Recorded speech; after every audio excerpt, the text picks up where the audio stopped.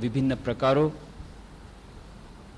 આ બધી વાતો આપણે વિસ્તારથી જોવાનો પ્રયત્ન કર્યો અને જે મન દ્વારા આ એકાગ્રતા અને ધ્યાન મેળવવાનું છે, અભ્યાસ કરવાનો છે, એ મનની સાચી સ્થિતિ જાણવા માટે, એ યંત્રને ઠીક જાણવા માટે આપણે મોડર્ન સાયકોલોજી અને ભારતીય મનોવિજ્ઞાન આ બંને પ્રકારે મન વિશે થોડો જાણવાનો પ્રયત્ન કર્યો.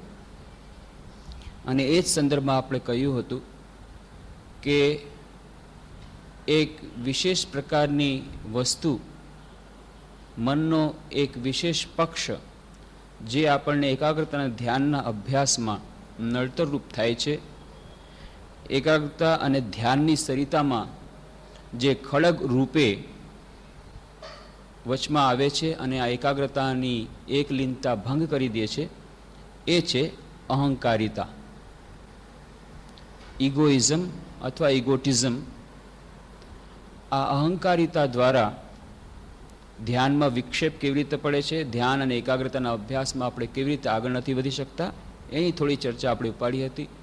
રામાયણ મહાભારતના ઉદાહરણો આપણે આપ્યા હતા.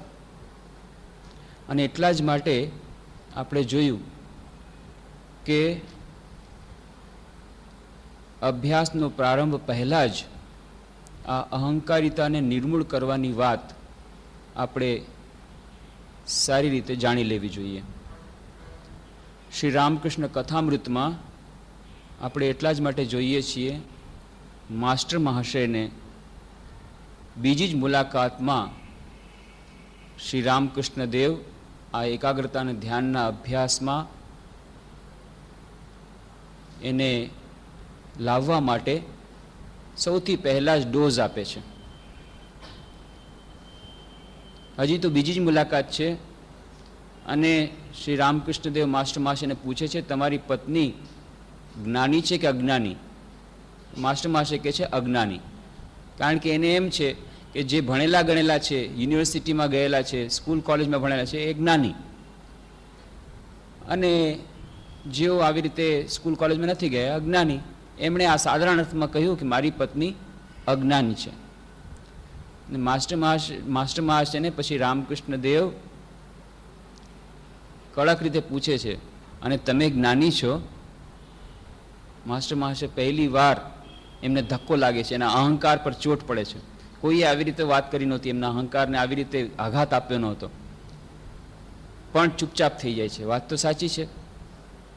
સાચા અર્થમાં શું હું જ્ઞાની છું? હા, હું પ્રોફેસર છું, ઘણા બધા વિષયોનું મને જ્ઞાન છે.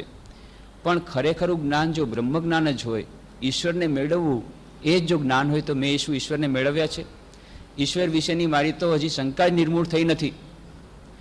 તો જે તત્વજ્ઞાન છે, જે ખરેખરું જ્ઞાન છે સૃષ્ટિ વિશેનું, સૃષ્ટિકર્તા વિશેનું, એનું તો મને જ્ઞાન નથી. તો ખરા અર્થમાં તો હું પણ અજ્ઞાની છું. ચૂપચાપ સાંભળી લે છે. ફરી પાછી વાત ચાલે છે, અચ્છા તમને શેમાં વિશ્વાસ છે, સાકારમાં કે નિરાકારમાં? માસ્ટર મહાશય વિચાર કરીને કહે છે નિરાકારમાં. ઠીક છે, તમને નિરાકારમાં શ્રદ્ધા છે, નિરાકારમાં રાખો. પણ જે લોકો સાકારમાં શ્રદ્ધા નથી રાખતા, જે લોકો નિરાકારમાં શ્રદ્ધા નથી રાખતા, જે લોકો સાકારમાં શ્રદ્ધા રાખે છે, એ લોકો પણ સાચા છે એટલું માનજો.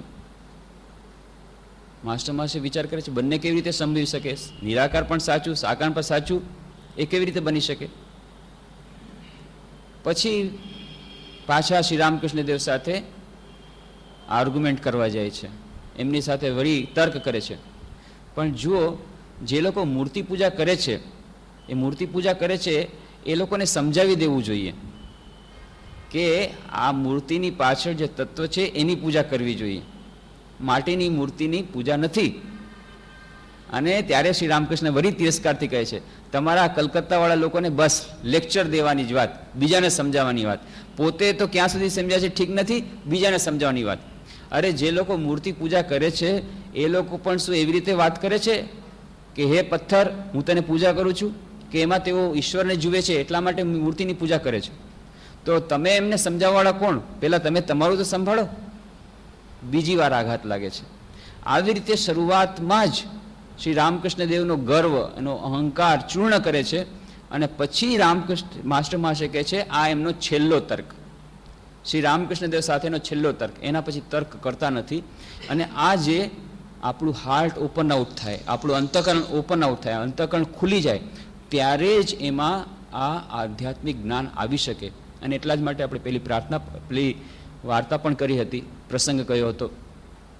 જાપાની સાધુ બેઠા છે અને શિષ્ય આવીને કહે છે, એક યુવક, અહંકારી યુવક આવીને કહે છે મારે તમારી પાસે જ્ઞાન મેળવવું છે. અને જાપાની સાધુ કહે છે ઠીક છે, હું તમને જ્ઞાન આપીશ, પણ થોડુંક કામ કરી શકો, મને જરા એક કપ ચા આપી શકો? તો કે જરૂર. ચા લાવે છે, એ કેટલીમાંથી એક કપમાં રેડે છે. એમાં તો પાણી મેળવવાનું હોય, એ ઉપરથી ગરમ પાણી નાખે છે, નાખતા જાય છે. કપમાંથી ડીશમાં ગયું, પણ હજી કહે છે હજી નાખો. છેવટે યુવકથી રહેવાતું નથી. હવે આનાથી વધારે જો નાખીશ તો ઢોળાઈ જશે, કપડાં ખરાબ થઈ જશે. બસ વત્સ, મારે તને આજ કહેવું હતું. કપ જો ભરાયેલો હોય તો પછી એમાં ઉડેલવાથી કોઈ ફાયદો નથી. જ્યાં સુધી તમે માનીને બેઠા છો કે હું જ્ઞાની છું, અથવા મને જે કંઈ મેળવવાનું તો મળી ગયું છે, તો પછી વધુ જ્ઞાન આવવાની હવે શક્યતા નથી. એટલા જ માટે સૌથી પહેલાં તો અંતઃકરણમાં એક પ્રકારની એક શૂન્યતા, જ્ઞાનને મેળવવાની એક વ્યાકુળતા, એ જ્યાં સુધી તૈયાર નથી થતી ત્યાં સુધી જ્ઞાન પહોંચતું નથી. એટલા જ માટે આ જે અહંકારિતાનો પાણો દૂર કરવાનો પ્રયત્ન કર્યો. તો અહંગ અને અહંકાર, આ બંનેમાં થોડોક અંતર છે. એ અંતર વિશે આપણે વિસ્તારથી ચર્ચા કરીશું. એમાં ઈગો અને ઇગોટિઝમના વિશે અબ્રાહમ માસ્લોએ બહુ સુંદર ગ્રંથ લખ્યો છે. બીજા પણ મોડર્ન સાયકોલોજી ગ્રંથ લખ્યો છે. સેલ્ફ અને ઈગો વચ્ચે શું અંતર છે, જે સ્વ આપણે કહીએ છીએ એ અને અહમ, એ બંને વચ્ચે શું અંતર છે, એ પણ આપણે જાણવાનો પ્રયત્ન કરીશું. પણ અત્યાર પૂરતું તો એટલું જ રહી કે અહમ ને અહંકારિતા, આ બંને વચ્ચે ભેદ છે. અહંગ એ તો છે એક 24 જે તત્વો છે એમાંનું એક તત્વ, ગીતામાં કહ્યું છે. અને 8 પ્રકૃતિમાંની એક પ્રકૃતિ અહમ. તો અહમ એ પોતાનામાં કોઈ ખરાબ વસ્તુ નથી. પણ અહંકારિતા, જ્યારે અહમની સાથે ઉપાધિ ભળી જાય છે, હું અને મારું, અહમતા અને મમતા, આ બે આવે છે કે હું અમુકનો પુત્ર છું, હું અમુક ઓફિસર છું, હું અમુક, મારી પાસે આવું મોટું મકાન છે, આવા મોટું મકાનનો હું માલિક છું. આ જે ઉપાધિ જ્યારે આવી જાય છે, એ ઉપાધિને કારણે બે વસ્તુ થાય છે. એક તો જે વસ્તુઓ મારી પાસે નથી, અથવા તો જેટલી બધી વસ્તુ નથી એને મેળવવાની ઈચ્છા, અને બધી વસ્તુઓ મારા એ જ અહમ માટે આવે, જેટલી દુનિયાની બાકીની બધી વસ્તુઓ એ મારા એક જ નાનકડા અહમની પુષ્ટિ માટે હોય એ, અને જેટલી પ્રશંસા એ બધા એ મારા નાનકડા અહમ માટે થાય. અને એને જ કારણે બીજાની જો પ્રશંસા થાય તો ઈર્ષ્યા આવે. આ અહમતાના બે રૂપ લઈ લઈએ, અહમતા અને મમતા. એટલે જે લોકો મારી સાથે આ નાનકડા સ્વ સાથે સંકળાયેલા છે એ મારા સગાવાલા થઈ ગયા, તો એ મારા વહાલા થઈ ગયા. જે લોકો સંકળાયેલા નથી એ લોકો મારાથી પર થઈ ગયા. તો મારાથી જે સંકળાયેલ છે એ લોકો માટે જ પ્રયત્ન કરવો, આ આવી ગયું સ્વાર્થપરાયણતા. તો અહંકારિતા અને સ્વાર્થપરાયણતા મોટા ભાગે એક સાથે જાય છે, પણ એ બંનેની વચ્ચેનું થોડુંક અંતર પણ છે. હંમેશા અહંકારિતા અને સ્વાર્થપરાયણતા એક સાથે નથી હોતા. ક્યારેક ક્યારેક નિસ્વાર્થતા અને અહંકારિતા પણ સાથે સાથે હોય. બહુ સુંદર દાખલો આપે છે અબ્રાહમ માસ્લો, પોતાની એક પુસ્તકમાં લખે છે. એક ઉદાહરણ આપે છે કે રેડ ઇન્ડિયન્સની વચ્ચે ગયા હતા.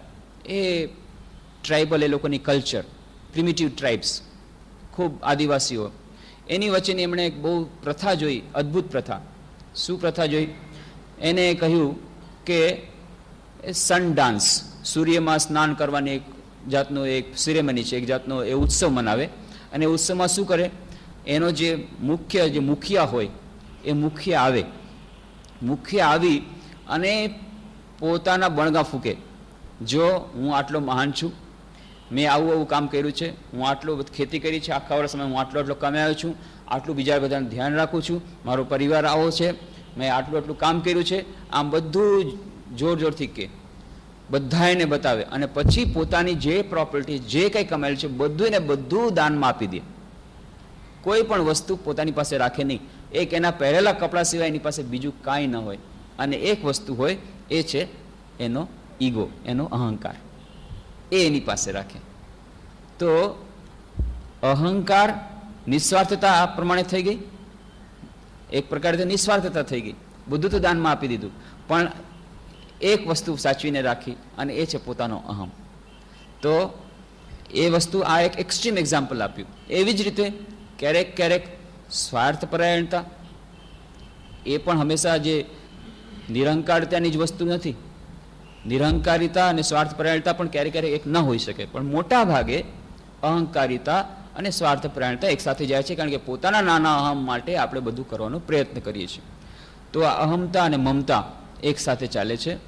અને આ અહમતા અને મમતાને કારણે જ એક તો પ્રથમ એકાગ્રતાના અભ્યાસનો પ્રારંભ નથી થઈ શકતો. પ્રારંભ કરવા માટેનું જે આપણે જે માર્ગ મેળવવો જોઈએ એ માર્ગ મેળવવામાં અડચણ પડે છે. માર્ગ મળી પણ જાય છે. એકાગ્રતા ધ્યાનનો અભ્યાસ પ્રારંભ કર્યો તો વિભિન્ન રૂપે વિભિન્ન બાધાઓ આ એકાગ્રતા અને ધ્યાનના અભ્યાસમાં આવે છે. અને આનું એક બહુ સુંદર ઉદાહરણ આપણને મળે છે રામચરિતમાનસમાં. રામચરિતમાનસમાં કેટલા મોટા મનોવૈજ્ઞાનિક હતા તુલસીદાસજી ગોસ્વામીજી એ ખબર પડે જ્યારે એ નારદની વાર્તા જ્યારે બતાવે છે. એ નારદની વાર્તાનો પ્રસંગ આવે છે કે એક જ નાનકડા અવગુણને કારણે કેટલા બધા અવગુણો એકસાથે આવી જાય. એ પછી એક માણસનું, એક વ્યક્તિ જ્યારે એકાગ્રતાના ધ્યાનના અભ્યાસમાં આધ્યાત્મિક પ્રગતિમાં ઉચ્ચમાં ઉચ્ચ ટોચે પહોંચેલો હોય તો પણ કેવી રીતે એનું પતન થઈ શકે, અને એ પતન કેવી રીતે થાય, એની પ્રક્રિયા શું છે, આ બધું એક સાથે આપણને આ નાનકડી એક વાર્તામાં સમજાઈ જાય. એવી સુંદર રીતે એમણે કહેલું છે. તો વાર્તા આવે છે કે પ્રસંગ એવી રીતે આવે છે કે એ શિવ પાર્વતી વચ્ચે વાત થાય છે અને શિવજી કહે છે પાર્વતીને કે આવી રીતે જગતમાં જ્યારે જ્યારે અધર્મની હાનિ થાય છે ત્યારે તે ધર્મની સ્થાપના માટે આ ભગવાનનો જન્મ થાય છે. અને આવી રીતે રામના ઘણા જન્મો થયા, ઘણા અવતાર લીધા રામે. અને એમાંનો એક અવતાર તો જલંધરના વાર્તા પ્રમાણે કહ્યો, એક અવતાર રાવણના અવતાર માટે, રાવણ માટેનો કહ્યો. એક અવતારનું કારણ મેં કહ્યું કે નારદના શ્રાપને કારણે રામે અવતાર લીધો. ત્યારે પાર્વતીજી કહે છે રામે, એ નારદે શ્રાપ આપ્યો એ ભગવાનને? ભગવાન બધાને શ્રાપ આપે ઠીક છે, નારદે ભગવાનને શ્રાપ આપ્યો અને એને કારણે ભગવાનને વળી અવતાર લેવું પડ્યું. આ તો કંઈ સમજમાં નથી આવતું. અને બીજી વાત, નારદ મુનિ વિશે તો સાંભળ્યું છે, તો મહાન મુનિ હતા, મહાન જ્ઞાની, મહાન ભક્ત, એમણે વળી શ્રાપ કેવી રીતે આપી દીધો? ત્યારે શિવજી કહે છે કે જો આ જગતમાં કંઈ પણ અશક્ય નથી, બધું ભગવાનની ઈચ્છાથી થાય છે. તો એ વિશેની વાર્તા કરી. તો નારદ મુનિ જઈ રહ્યા છે અહર્નિશ ભગવાનનું નામ લેતા લેતા બધી જગ્યાએ ફરતા ફરતા પહોંચ્યા હિમાલયમાં એક સુંદર ગુફાની બહુ જ રમણીય સ્થાન, અને સુંદર પાસે જ નદી વહી રહી છે, ગંગા નદી વહી રહી છે. અને એ બાજુમાં બેઠા અને એટલું સુંદર રમણીય વાતાવરણ, ભગવાનનું નામ, ભગવાનનું એટલું ચિંતન કરતા હતા કે એમને સમાધિ લાગી ગઈ. સાધારણ રીતે તો નારદ મુનિ કોઈ જગ્યાએ બેસતા નહીં. એમને પણ શ્રાપ મળ્યો હતો એ કોઈ પણ જગ્યાએ 2 ઘડીથી વધારે ઊભા નહીં રહી શકે. દક્ષ પ્રજાપિતાએ શ્રાપ આપેલો, કારણ કે એમના જેટલા પુત્ર થાય એ પુત્રને ત્યાં નારદ મુનિ પાસે ભણાવવા મોકલે. અને નારદ મુનિ એવો વૈરાગ્યનો ઉપદેશ આપે કે બધા સંન્યાસી થઈ જાય, એક પછી એક બધા સંન્યાસી થતા ગયા. એટલે દક્ષ પ્રજાપિતાને ખૂબ ગુસ્સો આવ્યો કે નારદને શ્રાપ આપ્યો કે તું 2 ઘડીથી વધારે કોઈ પણ જગ્યાએ અટકી શકીશ નહીં, એટલે 2 ઘડીથી વધારે ક્યાંય ઊભો જ ન રહે, કોઈને ઉપદેશ ના આપે ને કોઈ સંન્યાસી ન થાય. તો આવો શ્રાપ હતો. એટલા માટે નારદ મુનિ હંમેશા ચાલતા જ જાય છે, ચાલતા જ જાય છે, ફરતા જ જાય છે, ભગવાનનું નામ કહેતા કહેતા જાય છે, 3 લોકમાં ફરે છે. આવી જાતની આખ્યાયિકા છે. પણ આ જગ્યા એટલી સુંદર હતી ને એટલું એમનું મન લાગી ગયું, ઊંડી સમાધિમાં ચાલ્યા ગયા. ઊંડી સમાધિના નિજાનંદમાં છે, સમાધિના આનંદમાં છે. હવે જો બાધા કેવી રીતે આવે છે, કેટલી સરસ સમાધિ હતી, ધ્યાન કેટલું લાગી ગયું હતું. એમણે કોઈનું કંઈ બગાડ્યું નહીં, ચૂપચાપ બેઠા હતા, રમણીય સ્થાન હતું. ઇન્દ્રાસન ડોલવા માંડી ગયું. નારદ, વાહ વાહ, તે તો કમાલ કરી દીધી, જે કામ ફક્ત આખા વિશ્વમાં એક જ કર્યું છે, એક જ વ્યક્તિ, અને એ છે મહાન શિવ. કારણ કે એવી વાર્તા આવે છે કે શિવજીને પણ આવી રીતે કામદેવતા આવ્યા હતા, પણ શિવજીને પણ ચલાયમાન નહોતા કરી શક્યા. અને પછી શિવજીએ ત્રિનેત્રમાંથી જોયું અને કામદેવતા બળીને ભસ્મ થઈ ગયો. અને ત્યારથી અત્યાર સુધી એ અદેહ રૂપમાં, દેહ વગર બાકી બધાને સતાવે છે, એવી જાતની વ્યાખ્યા છે. એટલે ત્રિનેત્ર દ્વારા એને બાળીને ભસ્મ કરી નાખ્યો. વાહ વાહ વાહ, કમાલ કરી નાખી. શિવજીએ જે કામ કર્યું હતું એ કામ તે કરી નાખ્યું. અત્યાર સુધી વિશ્વમાં બીજા કોઈ આવી રીતે કામદેવતાને હરાવ્યો નથી. એટલું જ નહીં, તોય શિવજીએ તો એક કામ કર્યું હતું, ક્રોધના આવેશમાં આવી ગયા હતા, પણ તે તો ક્રોધ પણ નથી કર્યો. તે કામદેવતા પર ક્રોધ નહીં કર્યો. એણે તો શિવજીએ તે બાળીને ભસ્મ કરી નાખ્યું. તું તો કામને તો તે જીતી લીધો, તે ક્રોધને પણ જીતી લીધો. તું શિવજી કરતા મહાન છો. બસ, હા, હું શિવજી કરતા મહાન છું. આ છે પ્રથમ વૃત્તિ. પછી એમાં ખૂબ આનંદની લાગણી આવી, વાહ. પણ એનાથી આ અહંકાર સંતોષ પામતો નથી. મેં તો મારા પોતાને શાબાશી આપી દીધી, પણ હવે બીજા બધાને ખબર પડવી જોઈએ. આ તો મારા અને આ કામદેવતા વચ્ચેની વાત થઈ. આખું વિશ્વ તો જાણતું જ નથી. ચાલો બધાને ખબર કરવી જોઈએ કે આવી રીતે મેં મહાન જય કર્યો છે. સૌથી પહેલાં જઈએ ચાલો શિવજી પાસે, કારણ કે શિવજીને આની પહેલાંના જે વિક્ટોરિયસ છે, આની પહેલાંના વિજેતા, એને ખબર પડી જોઈએ કે બીજા વિજેતા આવી ગયા છે. તરત જ ગયા શિવજી પાસે. શિવજીને જઈને શિવજીને પ્રણામ કર્યા છે. કેમ છો મુનિરાજ, કેમ ઘણા દિવસે આવ્યા? તો બસ તરત જ વાતો પડી, શું કરીએ, એક પ્રસંગમાં ફસાઈ ગયો હતો, આવી રીતે કામદેવતા આવ્યો હતો ને, મેં આ કામદેવતાને જીતી લીધો. કે અરે આવડા મહા મુનિ આપણે તો એમાં શું, તમારે તો એમાં કોઈ આશ્ચર્ય નથી. પણ જુઓ, તમને એક વાત કહી દઉં, જેવી રીતે તમે મને આ કથા સંભળાવી છે, ભૂલથી પણ આ કથા તમે વિષ્ણુ ભગવાનને સંભળાવતા નહીં, હરિને સંભળાવતા નહીં, જેવી રીતે મને આ સંભળાવી છે. નારદ મુનિએ સાંભળ્યું. શિવજીએ તો વિચાર કર્યો કે આમાં હવે અહંકાર આવી ગયો છે, હવે આને બચાવવો પડશે. શિવજી સમજી ગયા નારદમાં અહંકાર આવ્યો છે. પોતાની તુલના મારાથી જ કરવા માગે છે ને મને પણ નાનો જ સમજે છે, એમ પણ સમજી ગયા. જ્યારે એણે કીધું કે મેં ક્રોધ પણ ન કર્યો, હો, કામદેવતા આવ્યા, મને કાંઈ ન કરી શકાય, મેં ક્રોધ પણ ન કર્યો. એટલે શિવજી સમજી ગયા કે હવે આમાં અહંકાર આવી ગયો. એટલે એમણે એટલું જ કીધું કે આનું જો કલ્યાણ કરવું હોય તો મારે એક જ શિખામણ આપી દીધી, સલાહ આપી દીધી, સારું સૂચન આપ્યું. નારદ મુનિ, તમે બહુ સરસ કામ કર્યું છે, પણ તમે એક કામ કરજો, મારું આટલું કહ્યું માનજો. જેવી રીતે તમે મને આખી આ કથા કહી છે, આવી રીતે કથા તમે આ ભગવાનને ન કહેતા, ભગવાનની સામે ન કહેતા. હવે તો નારદ મુનિ તો ચાલ્યા ત્યાંથી, મનમાં વિચાર કરે છે. જોયું, હું વિચાર કરતો તો શિવજી આવા મહાન છે, એમાંય ઈર્ષ્યા છે, એમાં ઈર્ષ્યા. મેં આ કામને જીતી લીધો અને એ પેલા વિજેતા હતા અને હું એનાથી આગળ નીકળી ગયો, એટલા માટે એમને એવી ઈર્ષ્યા થઈ છે કે હવે મને ના પાડે છે કે હું ભગવાનને ન જણાવું. જ્યારે અહંકાર આવે છે ત્યારે આવી જ રીતે બધું જોવાનો પ્રયત્ન કરે છે, દરેક વસ્તુ. એ સામેવાળા જ વ્યક્તિને અહંકારી જોવે છે, સામે જ વાળી વ્યક્તિમાં ઈર્ષ્યા જોવે છે. જો કોઈ એને બચાવવા માટે એનું કલ્યાણકારક કોઈ વાત કરે તો એને એમ લાગે છે કે ના, આમાં કંઈક આમાં ગડબડ છે. સામેવાળી વ્યક્તિ મારા ઈર્ષાવશ આમ કહે છે. એટલે એમને લાગ્યું શિવજી મારી ઈર્ષાવશ આમ કહે છે. એટલે એમણે તો પછી પહેલાં જ જઈને ભગવાનને વાર્તા કરી દીધી. ભગવાન પાસે ગયા ક્ષીરસાગરમાં, વિષ્ણુ ભગવાન લક્ષ્મીજી સાથે છે. ત્યાં જઈને હાથું નમાયું. શું નારદ ઘણા દિવસે આવ્યા? કે હા પ્રભુ, આવી રીતે ફસાઈ ગયો તો, આમ થઈ ગયું હતું અને આવી રીતે નીકળી ગયો. કામને મેં જીતી લીધો અને પછી ક્રોધને પણ જીતી લીધો અને મેં કાંઈ કીધું નહીં અને જવા દીધો. વાહ વાહ નારદ, તો કમાલ કરી તમે. પણ આમાં આશ્ચર્યની કંઈ હતી, તમારા જેવા મહાન મુનિ, તમારા જેવા વૈરાગ્યવાન, તમારા જેવા પવિત્ર રીતે તમને આવી રીતે કંઈ થઈ શકે? એ તો અશક્ય છે. અને ત્યારે નારદ મુનિ એક વાત બોલ્યા.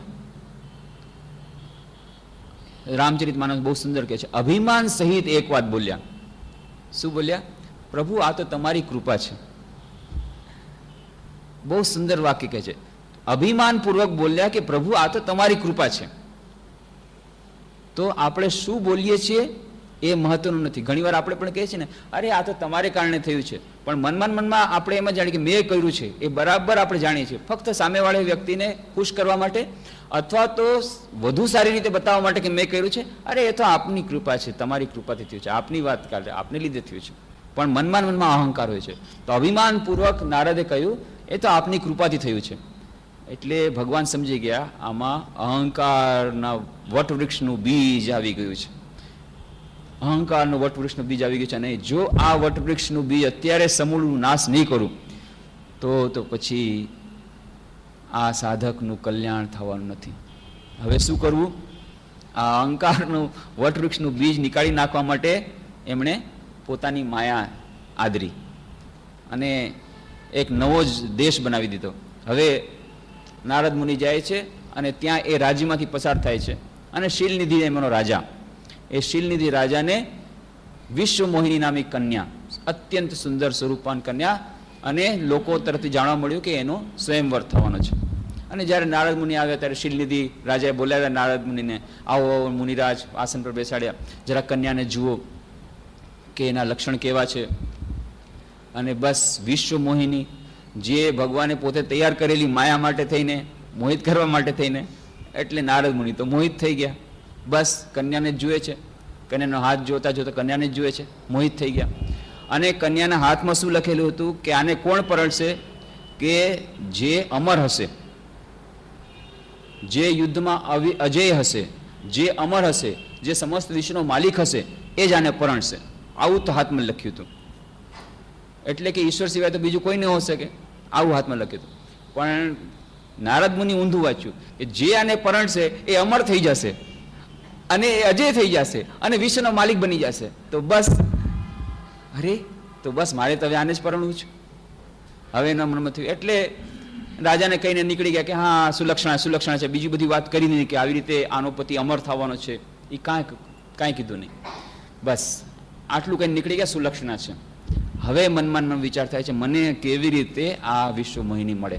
દિવસ રાત એક ચિંતા, ખૂબ વિચાર કરે છે કે શું કરવું, મારે અંદર અત્યંત સુંદર સ્વરૂપ મારે જોઈએ. તો અત્યંત સુંદર સ્વરૂપ મને કેવી રીતે મળે? તો કે મારો હિતૈષી તો ભગવાન સિવાય બીજું કોઈ નથી. ભગવાનને સ્મરણ કર્યા, ખૂબ ભગવાનને વ્યાકુળતા પ્રાર્થના, ભગવાન દર્શન આપો, દર્શન આપો. ભગવાને દર્શન દીધા. શું જોઈએ છે? તો હંમેશા તો ભગવાનની પાસે ભક્તિ માગતા હતા. આ વખતે કહે છે ભગવાન, અને પોતાનું તમારું સ્વરૂપ પણ નથી, તમારું રૂપ મને જોઈએ છે. મને તમારા જેવું રૂપ આપો, મને સુંદર બનાવી દો અને તમારા જેવું રૂપ આપો. ભગવાન જેથી મારું કલ્યાણ થાય એવું કરો, જેથી મારું કલ્યાણ થાય એવું કરો. ભગવાન હસીને બોલ્યા, હું ખરેખર તારું જેમાં કલ્યાણ થશે એવું જ કરીશ. અને એક વાક્ય હજી પણ બોલ્યા, જો કોઈ વૈદ પાસે જઈને કોઈ રોગી કુપથથી માગે તો વૈદ્ય કંઈ કુપથ્ય નથી આપતો, એને સારી જ દવા આપે છે. હું પણ તને સારી જ દવા આપીશ, હું તારું કલ્યાણ થાય એવું જ કરીશ. પણ આ તો ત્યારે એટલા મોહિત થઈ ગયા છે નારદ મુનિ, એ આ બધું સાંભળ્યું ને એટલે એમણે એટલું સાંભળ્યું કે હું તારું કલ્યાણ કરીશ. એટલે એમને થઈ કે બસ ભગવાન મને સુંદર રૂપ આપી દેશે. એટલે બસ રાજી થઈને કે એમને એમ લાગ્યું કે હું ખૂબ જ સુંદર રૂપ થઈ ગયો છું, ભગવાન જેવું મારું રૂપ થઈ ગયું છે. સ્વયંવરની સભામાં આવ્યા, સ્વયંવરની સભામાં આવીને બેઠા છે. એમ વિચાર કરે છે હવે મારા તરફ જોશે વિશ્વમયની, મારા વરમાળા પહેરાવશે, પણ વિશ્વમયની આ તરફ જોતી પણ નથી. અને એ તો ચારે તરફ ફરે છે, આ તરફ જોતી નથી. ત્યાં તો ભગવાન પોતે રાજા રૂપે આવ્યા અને વિશ્વમયની એને વરમાળા પહેરાવી દીધી અને રાજા તો એ વિશ્વમય લઈને નીકળી ગયા. ભગવાન તો એ રાજાના રૂપમાં. અને નારદને ખૂબ ક્રોધ આવ્યો. ત્યાં તો આ કેમ વિશ્વમયની મારા તરફ જોતી નથી, કેમ મારી તરફ જોયું નહીં, કેમ પેલા રાજા સાથે નીકળી ગઈ? હજી આમ વિચાર કરે છે. ત્યાં બાજુમાં શિવજીના બે ગણ બેઠા હતા, બ્રાહ્મણનું સ્વરૂપ ધારણ કરીને આવ્યા હતા. એ લોકોએ મસ્કરી શરૂ કરી, નારદ જરા પોતાનું રૂપ તો જુઓ, પછી બીજું વિચાર કરો. એ લોકો બધું એને ખબર હતી, પાછળ પાછળ જઈ રહ્યા હતા, એમને બધી આખી લીલા ખબર હતી. નારદે જોયું પાણીમાં પોતાનો પડછાયો, વાનરનું સ્વરૂપ, વાંદરો બનાવી દીધો હતો. હવે વાનર તરફ ક્યાંથી વિશ્વમયની જોવે? ભગવાને તો ઠીક જ કર્યું હતું. ભગવાને વિચાર કર્યો તો કે નારદ કહે છે કે મને સુંદર સ્વરૂપ આપો, સુંદર સ્વરૂપ આપીશ તો પરણશે. અને લખી કહ્યું છે કે જે પરણે મરકટની નાચે, મરકટની જેમ નાચે, વાનરની જેમ નાચવું પડે પરણ્યા પછી. તો એને સુંદર બનાવી તો પછી વાનર બનશે. એના કરતાં અત્યારે વાનર બનાવવું પછી સુંદર બનશે. તો સુંદર બનાવીને વાનર બનાવો કે વાંદર બનાવીને સુંદર બનાવો? તો કે ઠીક છે, પહેલાં વાંદર બનાવો પછી સુંદર બનશે. તો એને વાંદરનું સ્વરૂપ આપ્યું. એટલે વાનરનું સ્વરૂપ આપ્યું એટલે વિશ્વમય જોયું નહીં. અને પછી તો ખૂબ ગુસ્સે થઈ ગયા. અને પેલા બે શિવજીના ગણોને શ્રાપ આપ્યો કે તમે લોકો રાક્ષસ થઈને રાક્ષસીમાં જજો. અને પછી ગુસ્સો આવે એમને ભગવાન ઉપર. ભગવાનને મેં કીધું તું, મેં રૂપ માગ્યું તું, એને બદલે મને વાનરનું રૂપ આપ્યું, મને છેતર્યો, મારી સાથે કપટ કર્યું, હે, અને મને કીધું તું કે હું તારી ઈચ્છા પૂરી કરીશ, અને એ છતાં આમ કર્યું, જૂઠું બોલ્યા. હવે બસ ભગવાનની ખબર લઈ નાખું. ચાલ્યા નારદ મુનિ ભગવાનને માટે મળવા માટે. હજી તો ધુઆ અફવા થઈને જાય છે, ત્યાં જુએ છે સામેથી ભગવાન પોતે આવી રહ્યા છે, સાથે લક્ષ્મીજી અને પેલી વિશ્વમોહિની. હવે તો ક્યાં જાય, હજી વધારે ગુસ્સે થઈ ગયા. અને ભગવાન પાછા પૂછે છે, કેમ છો નારદ, આનંદમાં છો ને? હવે નારદથી ન રહેવાયું. એક તો સામેથી આટલું બધું કર્યું, પેલી વિશ્વમોહિની લઈ ગયા, પાછા લઈને આવે છે, સામેથી પૂછે છે મજામાં છો ને? એટલે ખૂબ ખીજાવા માંડે, ખૂબ ગુસ્સે થયા. તમે પોતાને બહુ મોટા માનો છો, વિશ્વના પતિ થઈ ગયા છો, તમારા ઉપર કોઈ નથી, કોઈ તમને કહેવાવાળું નથી, એટલે તમારો બહુ રૂઆબ ચડી ગયો છે, આખા દુનિયાને છેતરો છો, મહાન છેતરપિંડી કરવાવાળા, મહાન કપટી, મહાન જૂઠાળા. મને બધી ખબર છે, તમારી એ વાતની બધી ખબર પડી ગઈ છે. સમુદ્ર મંથન થયું ત્યારે પેલા શિવજીને બિચારાને ઝેર આપી દીધું પીવા માટે, નીલકંઠ બનાવી દીધા, અને પોતે તો લક્ષ્મીજીને લઈને અને ઓલા નીલમણી લઈને નીકળી ગયા. છેતરવામાં બહુ પાવરધા છો તમે, જૂઠું બોલવામાં પાવરધા છો, કપટી છો, તમારા ઉપર કોઈ શાસન કરવાવાળું નથી. પણ એમ નહીં સમજતા, હું તમને છોડી દેવાનું, તમારા ઉપર પણ કોઈ છે, એમ યાદ રાખજો. અત્યાર સુધી તમે બહુ ચલાવ્યું, શાસન કર્યું. પહેલાથી જાણો વિચાર કર્યો હતો કે કાં તો શ્રાપ આપીશ ને કાં હું મરી દઈશ, કાં હું મરી જઈશ, શ્રાપ આપીશ. એટલે તરત જ જઈને ભગવાનને આટલું બધી ગાળો આપી અને શ્રાપ આપ્યો. જુઓ, આવી રીતે તમે મારી સાથે છેતરપિંડી કરી છે, તમે મનુષ્ય રૂપ ધારણ કરીને મને છેતરપિંડી, એટલે તમને હું શ્રાપ આપું છું, તમારે મનુષ્ય રૂપે જન્મ લેવો પડશે. અને તમે મને વાનરો રૂપ આપ્યું, એટલે વાનરો જ તમને તમારા કામમાં સહાયતા કરશે. તમે જે જન્મ લેશો એમાં રામ રૂપે જ્યારે તમે જન્મ લેશો, તમને વાનરો જ સહાયતા કરશે. અને તમે મને વિષુમયની સાથેનો મને વિરહ કરાવ્યો છે, એટલે તમને પણ પત્નીના વિરહમાં રહેવું પડશે. આ શ્રાપ આપી દીધું. શ્રાપ આપ્યા પછી ભગવાન તો ખૂબ હસે છે. નારદને આશ્ચર્ય થયું કે ભાઈ શ્રાપ આપ્યા પછી તો માણસ સામે તો કાંઈક તો એને દુઃખ થવું છે, ઉલટાનું હસે છે કે તમને કાંઈ લજ્જા નથી, આટલો શ્રાપ મળ્યો તોય લજ્જા નથી, તોય હસી જાઉં છું કે હું તારો શ્રાપ માથે ચડાવું છું. પણ તું એ તો વાત કર કે આ તે શ્રાપ આપ્યો કે આશીર્વાદ આપ્યો? કે શ્રાપ આપ્યો છે. કેમ? કે તે તો મને આશીર્વાદ આપ્યો, મારી તો પોતાની ઈચ્છા છે કે હું મનુષ્ય રૂપે લીલા ગ્રહણ કરું, તો તે તો મારી ઈચ્છા પૂરી કરી દીધી, મને મનુષ્ય જન્મ લેવાનું કહી દીધું. અને મને તો વાનરો પ્રિય છે, વાનરો મને સહાયતા કરશે. અને ત્રીજી વાત, તું એ તો વિચાર કર કે તને તો મેં લગ્ન કરવા ન દીધા, પણ તે તો એમ કીધું કે મારી પત્નીને વિરહ, એટલે તે મારા તો લગ્ન તો થશે જ. એ તો તે મને ગેરંટી આપી દીધી હવે કે મને પત્નીના વિરહમાં 14 વર્ષ રહેવું પડશે. એનો અર્થ એ છે કે મારા લગ્ન તો થશે જ. આ તો તે ગેરંટી આપી દીધી. તે મને ઉલટાનો આશીર્વાદ આપી દીધો કે મારા લગ્ન તો થવાના જ છે. તો તે અરે જો આ શ્રાપ જ આપો તો એમ કેવું જોતું કે મારા લગ્ન તમે ન કરો તો તમારે લગ્ન નહીં થાય. પણ તે એમ ન કીધું, તે કીધું કે ભાઈ તમારે આ વિરહની અગ્નિ સહન કરવી પડશે. ચાલો, એનો અર્થ લગ્ન તો થશે જ. તો બધાએ તો તે આશીર્વાદ જ આપ્યા છે, હું માથે ચડાવું છું. આમ કરી અને પછી પ્રભુએ માયા સંકેલી લીધી. માયા જ્યાં સંકેલી ત્યાં વિશ્વમોહિની ગાયબ, લક્ષ્મીજી ગાયબ, ફક્ત ભગવાન ઊભા છે. નારદ મુનિ જોઈ છે આ બધું શું થઈ ગયું, બધું ગાયબ થઈ ગયું. અને ત્યારે એમને ખ્યાલ આવ્યો, અરે બધું શું થઈ ગયું. પછી ભગવાનને ચરણ પડે, ભગવાન આ બધું શું થઈ ગયું, મને માફ કરો, મેં આવું બધું કહી દીધું તમને. કે નારદ, એ બધું મારી ઈચ્છાથી જ થાય છે, કાંઈ વાંધો નહીં, જે તે આપ્યો છે શ્રાપ એ બરાબર હું માથે ચડાવીશ, તું ચિંતા નહીં કરતો, શિવજીનું નામ લે, બધું ઠીક થઈ જશે, પ્રાયશ્ચિત થઈ જશે. તો આ વાર્તાનો અર્થ છે, વાર્તાના માધ્યમથી કેટલી બધી વાતો કહી દીધી. એક કે નાનકડો અહંકારનું વટવૃક્ષનું એક બીજ વૃત્તિ રૂપે જ્યાં આવ્યું, તો એને કારણે બધા દુર્ગુણો આવી ગયા. કામને જીતી લીધો, ક્રોધને જીતી લીધો, બધું જીતી લીધું. પણ એ અહંકાર જ્યાં આવ્યો ત્યાં શું થઈ ગયું? પહેલા તો એમણે કામ દેવતા ઉપર કીધું હતું કે હું કામ દેવતાથી ચલિત નહીં થઉં, એકદમ મોહમાં પડી ગયા. કામ આવી ગયો, જીવનમાં કામ આવી ગયો. પછી બીજું, કામ ઉપર પણ ક્રોધ નહીં કરવું. એટલો બધો ક્રોધ ઉપર એમને નિયંત્રણ હતું કે કામ દેવતા ઉપર પણ ક્રોધ નહીં કરો. હવે ખુદ ભગવાન ઉપર ક્રોધ કરવા માંડી ગયા. એટલો બધો ક્રોધ આવ્યો કે ઠીક ભગવાનની ઉપર જ ક્રોધ. પેલા કામ દેવતાથી પણ કામ ન આવ્યું, હવે ભગવાનની સ્વયં માયા વિશુમયની ઉપર જ માયા આવી ગઈ, કામ આવી ગયું. પછી પહેલા તો ક્રોધ નહોતો આવતો, કામ દેવતાને પણ ક્રોધ ન કર્યો, હવે સ્વયં ભગવાન ઉપર ક્રોધ કર્યો. આ બધું એક પછી એક આવી ગયું. ગીતામાં જે શ્લોક આપ્યા છે ઠીક જાણે કે એનું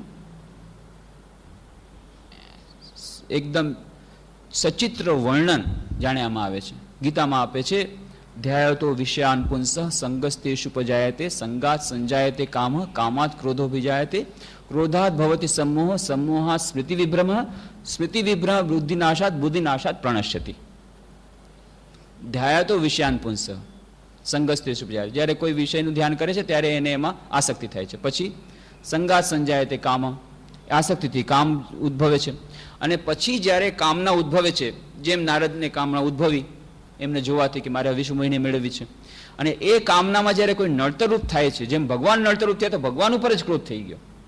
તો ક્રોધ ક્યાંથી આવે છે? જ્યારે કામનામાં કોઈ જાતની અડચણ થાય ત્યારે ક્રોધ આવે છે. તો સંગાત સંજાયતે કામ કામાત ક્રોધો ભીજાયતે ક્રોધાત ભવતી સમોહ. અને ક્રોધ આવ્યા પછી સમોહ થાય છે, માણસ સંમોહિત થઈ જાય છે, ભૂલી જાય છે કે હું કોની સાથે વાત કરું છું, કોની સાથે શું વાત કરી રહ્યો છું, કોની સાથે કેવી રીતે રહી વર્તન કરી રહ્યો છું. કામાત ક્રોધો ભીજાયતે ક્રોધાત ભવતી સમોહ સમોહાત સ્મૃતિ વિભ્રમ. અને સ્મૃતિ જ્યારે વિભ્રમ થઈ જાય પછી એની સ્મૃતિ પણ જાતી રહે. કામાત ક્રોધાત ભીજાયતે ક્રોધાત ભવતી સમોહ, સંમોહિત થઈ ગયા પછી સ્મૃતિ વિભ્રમ સ્મૃતિ ભ્રષ્ટાત બુદ્ધિનાશો. અને જ્યારે સ્મૃતિ વિભ્રમ થયો ત્યારે બુદ્ધિનો નાશ થઈ જાય, અને બુદ્ધિ નાશાત પ્રણશ્યતિ. અને જ્યારે બુદ્ધિનો નાશ થઈ ગયો તો માણસનો સર્વસ્વ નાશ થઈ જાય, પછી એનું પતન થઈ જાય. પણ નારદનું પતન ન થયું, બુદ્ધિનાશ સુધી આવી ગયા, બધું થઈ ગયું. સંગાત સંજાયતે કામ કામાત ક્રોધાત વિજાયતે ક્રોધાત ભવતી સમોહ સમોહ સ્મૃતિ વિભ્રમ સ્મૃતિ વિભ્રમ પણ થઈ ગયું. સ્મૃતિ ભ્રંશાત બુદ્ધિનાશો બુદ્ધિનાશ પણ બુદ્ધિનાશાત પ્રણશ્યતિ. એ ન થયું. કેમ? એક જ વાત કે એમણે જ્યારે કામ આવ્યો એમના જીવનમાં ત્યારે એમણે એક જ વાત કરી કે મારા માટે આ સંસારમાં ઈશ્વર સિવાય, ભગવાન સિવાય મારો કોઈ બીજો મોટો હિતેશી નથી, એટલે મારી કામનાની પૂર્તિ માટે મારે ભગવાન પાસે જવું જોઈએ. આ જે ભગવાન પાસે ગયા એને કારણે બચી ગયા. તો જે ભગવાનને શરણાગત થાય છે એ લોકો બચી જાય છે. એ લોકો આ અહંકારના નાગચૂડમાંથી બચી શકે છે. તો અહંકારની નાગચૂડમાંથી બચવાનો એકમાત્ર ઉપાય વિરાટ અહમ આવે. એ વિરાટ અહમ પછી નિર્ગુણ નિરાકાર બ્રહ્મનો વિરાટ અહમ હોય, અથવા તો સગુણ સાકારનો એટલે કે શરણાગતિનો ભાવ હોય. અને એટલા જ માટે જે આપણે વાત કરી હતી કે પતંજલિ જ્યારે વાત કરી છે કે ધ્યાન એ તો 7મું સોપાન છે, એની પહેલા યમ અને નિયમ, પ્રત્યાહાર, પ્રાણાયામ એ બધા પગથિયા ચડવા જોઈએ. અને યમ અને નિયમમાં એમણે નિયમનો પાંચમો જે તત્વ કહ્યું એ કહ્યો ઈશ્વર પ્રણિધાનાત્વા. ઈશ્વર પ્રણિધાન. ઈશ્વર પ્રણિધાનની વાત એટલા માટે કરી કે ઈશ્વરને પોતાની આ જે અભ્યાસ પણ કર્યો છે, જે એકાગ્ર ધ્યાનનો અભ્યાસ કરે એને ઈશ્વરને સમર્પિત કરી દેવાની બુદ્ધિ એ જો આવે તો એનાથી શું થશે? એનાથી જે આ આધ્યાત્મિકતાનો જે સૂક્ષ્મ અહંકાર છે એ સૂક્ષ્મ અહંકારમાંથી આપણે બચી જઈશું. એટલા માટે જે અહમતા રૂપી આ બેડી એમાંથી બચવા માટે યમ અને નિયમમાં જે 5મો હિસ્સો જે ઈશ્વર પ્રણિધાનાત, ઈશ્વર પ્રણિધાન દ્વારા, ઈશ્વર પ્રણિધાનના 2 અર્થો કયા. એક તો કે ઈશ્વરને સમર્પિત બુદ્ધિ થવું, શરણાગત થવું, અને બીજું ઈશ્વરના નામનું સ્મરણ કરવું, ઈશ્વરના નામનો જપ કરવો. તો ઈશ્વરના નામનો જપ કરવાથી, ઈશ્વરનું સ્મરણ કરવાથી, ઈશ્વરને સમર્પિત થવાથી, શરણાગતિને મતી રહેવાથી, અને પોતાના જે કર્મો છે ત્યાં સુધી કે એકાગ્રતા અને ધ્યાનરૂપી પણ જે કર્મ છે એ પણ આ ઈશ્વરને સમર્પિત કરી દેવાથી જે સૂક્ષ્મ અહંકાર આવી જાય છે કે ઓહો, મેં તો આટલો એકાગ્રતા ધ્યાનનો અભ્યાસ કર્યો, હું તો આટલો આગળ વધી ગયો છું, અથવા તો મારામાં આટલું જ્ઞાન થઈ ગયું છે, મારે હવે એના વિશે વધારે બાતમી મેળવવાની આવશ્યકતા નથી, એ ઘણું થઈ ગયું છે. આવી જાતનો જે એક ઇગોઇઝમ અથવા જે અહંકારિતા જે આવી જાય છે એમાંથી આપણે છૂટી શકીશું. તો આ જે અહંકારિતા એક મોટો દોષ છે. એ અહંકારિતાની સાથે સાથે બીજી વાત જે આવી સ્વાર્થપરાયણતા. એ બંને લગભગ એક સાથે ચાલે છે, પણ એ બંને વચ્ચેમાં થોડુંક અંતર છે. હવે આ અહમ અને અહંકારિતા વચ્ચેનો ભેદ જેમ આપણે કહ્યો કે ઉપાધિવાળું જે અહમ એનું નામ અહંકારિતા, અને જે ફક્ત અહમ છે, હું જે કહે છે, એ અહમમાં કોઈ વાંધો નથી. પણ જ્યારે એમાં ઉપાધિ વળી જાય છે ત્યારે આ અહંકારિતા બની જાય છે કે હું આવડો મોટો છું, હું મારી પાસે આવી મોટી પ્રોપર્ટી, હું અને મારું, આમી આમાર મોરીલે ઘૂચીબે જંજાલ શ્રી રામકૃષ્ણ દેવજી વાત કે હું અને મારું જો મરી જાય તો પછી બસ આધ્યાત્મિકતામાં સર્વસ્વ આવી ગયું. તો એ જે અંતિમ સ્થિતિની વાત છે એ તો બરાબર છે જ, પણ સાધના વખતે પણ આ અહંકારિતા જેટલી ઓછી થતી જશે, ઇગોઇઝમ એ અહંકારિતા જેટલી ઓછી થતી જશે એટલા પ્રમાણમાં આપણે આ આગળ વધી શકીશું. જે કરંટ, જે સરિતા વહે છે એકાગ્રતા ધ્યાનની, એમાં વચ્ચે જે મોટા મોટા શિલા પથ્થરો આવે છે, અહંકારિતા રૂપી શિલા પથ્થરો, જે આપણે કહ્યું હતું મનની અશુદ્ધિઓ ઘણી બધી છે, પણ જે મનની અશુદ્ધિઓમાં કામ, ક્રોધ, લોભ, મોહ, અહંકાર, એમાં એ અહંકાર એ મોટા રૂપમાં આવે છે. પણ એનો અર્થ એ નથી કે અહંકાર પોતાનામાં ખરાબ છે. એ વાત આપણે જરા ધ્યાનમાં રાખવી જોઈએ. અહમ પોતાનામાં ખરાબ વસ્તુ નથી. અહમને તો પુષ્ટ હજી કરવો પડે, એને વધારે મેચ્યોર કરવો પડે, એને વધારે પુષ્ટ કરવો પડે, પણ એ પુષ્ટતા સાચી દિશામાં હોવી જોઈએ. આ બંને વચ્ચેનો ભેદ આપણે જાણી લઈએ કે અહંકાર પોતાનામાં ખરાબ વસ્તુ નથી, પણ એ જ્યારે અહંકારિતા બને છે, ઇગોઇઝમ બની જાય છે, ત્યારે જ આપણને સાધનામાં એ બાધક તત્વ નીવડે છે. ત્યાં સુધી તો આપણને એ અહમ ઘણીવાર આપણા વ્યક્તિત્વને વધુ ઓપ આપવામાં સહાયરૂપ થાય છે. વિચાર કરો, જો અહમ ન હોય તો, અહમ જો ન હોય તો કોઈ આગળ વધવાનો પ્રયત્ન જ ન કરે. આગળ વધવા માટે પણ અહમની આવશ્યકતા છે કે ના, હું પણ આગળ વધું, મારે પણ આધ્યાત્મિક પ્રગતિ કરવી જોઈએ, મને જ્યારે આ મનુષ્ય જન્મ મળ્યો છે, મનુષ્ય જન્મ મળ્યો છે તો મારે સાર્થક કરવું છે, મારે એકાગ્રતા અને ધ્યાનના અભ્યાસમાં આગળ વધવું છે, એના માટે પણ અહમની આવશ્યકતા છે. તો એ અહમ સારો છે, પણ એ જ જ્યારે અહંકારિતા બને છે કે ના, હું જ આગળ વધુ ને બીજા બધાને આગળ ન વધે, તો એ અહંકારિતા થઈ ગઈ. આ સૂક્ષ્મ અંતર. તો અહમ તો આપણને આવશ્યકતા છે જ, અહમની તો પુષ્ટિ કરવી પડશે, અને જેટલો અહમ વધારે પુષ્ટ બનશે, વધારે મેચ્યોર બનશે, એટલો એ આપણને ઉચ્ચતા તરફ લઈ જશે. પણ પછી જો એમાં આ મમતા, અહમતા અને મમતા આવશે, ભળી જશે, તો આપણને એ નીચે પછાડશે. તો આ બંને વચ્ચેનું સૂક્ષ્મ અંતર આપણને ખ્યાલમાં રાખવું જોઈએ. અને આ જ્યારે અહમતા આવે છે તો એ અહમ એ ખરેખર તો શું છે? આપણને એ અહમ જ્યારે આપણા સ્વ સાથે એક થઈ જાય ત્યારે આપણને ઉચ્ચતા તરફ લઈ જાય. તો આ સ્વ, સેલ્ફ અને ઈગો, આ બંને વચ્ચેનું અંતર પણ જાણવું પડે. જેમ ઈગો અને ઇગોઇઝમ, અહમ અને અહંકારિતા વચ્ચેનું અંતર જાણવું પડે, એવી રીતે ઈગો એન્ડ સેલ્ફ, અહંકાર અને સ્વ, જેને આપણે કહીએ છીએ સ્વ, એ બંનેનું વચ્ચેનું અંતર જાણવું પડે. તેના માટેની ઘણી થિયોરીઝ છે. ક્રિશ્ચિયન થિયોરી અલગ છે, સેમિટિક રિલિજન્સ જે છે એ લોકોની અલગ થિયોરીઝ છે, આપણા હિન્દુ શાસ્ત્ર પ્રમાણે અલગ વાત છે, મોડર્ન સાયકોલોજીસ્ટ એના ઘણા રૂપમાં જુએ છે. એ બધાને થોડાક સંક્ષેપમાં આપણે જોવાનો પ્રયત્ન કરીશું. પણ જ્યારે આ અહમ સ્વમાં, સાચા સ્વમાં પરિણત થઈ જાય તો આપણો આ અંતિમ ઉદ્દેશ્ય પૂર્ણ થાય, અને ત્યારે આ નિર્વિકલ્પ સમાધિ મળે. ખરેખર તો આ અહમને આજે સાચા સ્વમાં વિલય કરવાની વાત છે. હવે સાચો સ્વ શું છે? એટલા જ મેં આપણે જે કહ્યું હતું ને કે અભિમાન અને સ્વાભિમાન, એ બંને વચ્ચેનું અંતર જાણવું બહુ મુશ્કેલ છે, પણ એ જાણવું જરૂરી છે. ઘણી વખતે આપણે એમ કરીએ છીએ, અરે હું તો સ્વાભિમાન માટે આમ કરી રહ્યો છું. રાવણ પણ એમ જ સમજે છે, જેમ આપણે કહ્યું કે હું તો સ્વાભિમાન માટે રામ સાથે લડી રહ્યો છું. કેમ? એણે શૂર્પણખાના નાક કાન કાપી દીધા છે, મારે એનો બદલો લેવો જોઈએ, નહીં તો મારું સ્વાભિમાન કેમ ટકે? એટલે હું તો નીતિ માટે, ધર્મ માટે લડાઈ કરી રહ્યો છું. એ પણ સ્વાભિમાનની વાત કરે છે.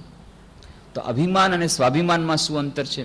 તો જે એનો અર્થ છે, જે સ્વ પ્લસ અભિમાન, એનું નામ સ્વાભિમાન. તો જે સાચા સ્વ સાથે જોડાયેલું અભિમાન છે એનું નામ એ સાચું સ્વાભિમાન છે. ખોટા સ્વ સાથે જોડાયેલું અભિમાન છે એ અહંકાર છે, એ અભિમાન છે, એ ખોટો અભિમાન છે, ખોટું અહંકાર છે, આપણા સાધનાથી આપણને દૂર લઈ જશે. તો સાચા સ્વ સાથે મળેલું અભિમાન એ સ્વાભિમાન, એ સારું સ્વાભિમાન છે, એ સ્વાભિમાન હોવું જોઈએ. જે સ્વાભિમાન આપણને ખરેખર આત્માનો સાક્ષાત્કાર કરાવશે, પરમાત્માનો સાક્ષાત્કાર કરાવશે. આપણા જે ક્ષુદ્ર અહમને ઓગાળીને એની બદલે વિરાટ અહમને સ્થાપશે. એ વિરાટ અહમ પછી ઈશ્વરનો અહંકાર હોય કે પરમાત્માનો અહંકાર હોય. જેમ આપણે કહ્યું કે બે પથ, જ્ઞાનીનો પથ છે અહમ બ્રહ્માસ્મિ, બસ હું જ સર્વસ્વ છું, ચિદાનંદ રૂપ શિવોહમ શિવોહમ. તો એમાં એ ક્ષુદ્ર અહમને ભૂલી જઈને એ વિરાટ અહમને સ્થાપવાનો પ્રયત્ન છે. અને બીજું છે નાહમ નાહમ તું તું, જેમાં આ ક્ષુદ્ર અહમને સંપૂર્ણ રીતે ઓગાળી નાખવાની વાત છે, જેમાં ફક્ત પરમાત્મા એ સિવાય બીજું કંઈ નહીં. પણ વસ્તુ તો અસલમાં એ આવે છે કે આ જે સ્વ સાથે આપણું જે અહમ એ જ્યારે આવી જાય તો જ આપણી આ આધ્યાત્મિક સાધના, એકાગ્રતા અને ધ્યાનમાં આપણે આગળ વધી શકીએ. આપણા પોતાના વિશે જ્યારે આપણે જાણવાનો પ્રયત્ન કરીએ છીએ સ્વ વિશે, ત્યારે આપણને ખબર પડે છે કે આપણે પોતાના વિશે બહુ ઓછું જાણીએ છીએ. તો મોડર્ન સાયકોલોજીસ્ટ વાત કરે છે જોહારી વિન્ડોની વાત. જોહારી વિન્ડો, જોહારી વિન્ડોની પ્રોસેસ શું છે? તો એ લોકો કહે છે કે આપણે જ્યારે પોતાના વિશે જે જાણીએ છીએ એના 4 ભાગ કરી નાખ્યા. આપણા સ્વના 4 ભાગ કરી નાખ્યા. એક આપણું જે સ્વ છે એ સ્વ એવું છે કે જેને આપણે પણ જાણીએ છીએ અને બીજા પણ જાણે છે. આપણે પોતાના સ્વને થોડુંક જાણીએ છીએ, થોડુંક તો જાણીએ છીએ, અને બીજા પણ આપણા સ્વને જાણે છે. એક એવો હિસ્સો છે જેને આપણે પણ જાણીએ છીએ ને બીજા લોકો પણ જાણે છે. પછી કેટલીક વસ્તુ એવી હોય છે આપણા પોતાના વિશેની જેને આપણે જાણી કરીને કોઈને બતાવતા નથી, છુપાવીને રાખી દઈએ છીએ. લોક, જેમ કપબોર્ડમાં એ લોક કરીને રાખી, લોકરમાં એમ બંધ કરીને રાખી દઈએ કેટલીક વસ્તુ આપણા વિશેની, આપણી કેટલીક ઈચ્છાઓ, આપણી કેટલીક મહેચ્છાઓ, આપણી કેટલીક વૃત્તિઓ કોઈને બતાવતા નથી. બસ આપણે પોતે જ જાણીએ, બીજા કોઈ ન જાણે. લોકરમાં બંધ કરીને રાખી દીધી. તો એ એક સ્વનો હિસ્સો છે જેને આપણે તો જાણીએ છીએ, બીજા નથી જાણતા. ત્રીજો સ્વનો હિસ્સો એવો છે કે જેને આપણે નથી જાણતા પણ બીજા જાણે છે. આશ્ચર્યની વાત. હા, એવું થાય છે. કેટલી વસ્તુ આપણી પોતાની એવી છે કે જે આપણને નથી ખબર. આપણને પોતાને હાથ આપણે જોઈ શકીએ છીએ, હાથ કેવો છે, પણ અહીંયા કપાળમાં કંઈક ટીલું લાગી ગયું છે, કંઈક મોઢામાં કંઈક લાગી ગયું છે, એ આપણને ખબર નથી પડતી. સામેવાળી વ્યક્તિ કહે છે જો તમારે લાગ્યું છે, ઓહો લાગે છે.